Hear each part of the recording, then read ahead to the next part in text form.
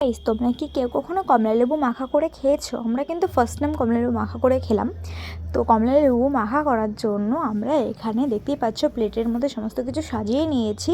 এখানে নিয়েছি 4টে কমলা লেবু, লঙ্কা, লেবু পাতা, ধনিয়া পাতা, তেঁতুল, লবণ, চিনি। আমাদের বাড়িতে যাই মাখা হয় আমি কিন্তু মাখাই। তো আজকে আমি দাদাভাইকে বললাম যে কমলা লেবুটা তুই মাখা, আমি তো রোজ নিজেই মাখিয়ে খাই।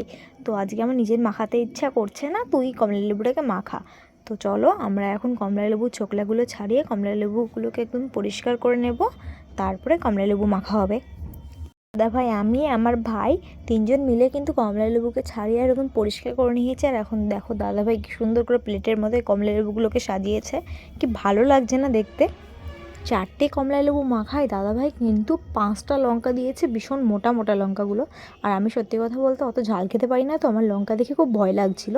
তো লঙ্কাগুলোকে ফার্স্টে লবণের মধ্যে ফাটিয়ে নিল, তারপরে ধনিয়া পাতাটাকে মাখাচ্ছিল, তারপরে তেঁতুল নিল, আর লাস্টে দিয়েছিল লেবু পাতা সেন্টের জন্য। আর কমলা লেবুর কুয়াগুলো কিন্তু একটু একটু করে ফাটিয়ে নিয়েছিল যাতে একটু রস বেরোয়, আর মাখতেও সুবিধা হয় আর ভালোও লাগে খেতে। সত্যি কথা বলছি, আমরা কিন্তু অনেক কিছু মাখা করে খাই আর তোমাদের সাথেও ভিডিও শেয়ার করি, বাট কমলা লেবু মাখাটা না আমার খুব ভালো লেগেছে। আর কমলা লেবুগুলো মিষ্টি ছিল, ঝাল ঝাল টক টক মিষ্টি মিষ্টি, এত দারুণ লেগেছে কমলা লেবু মাখা, কি বলবো।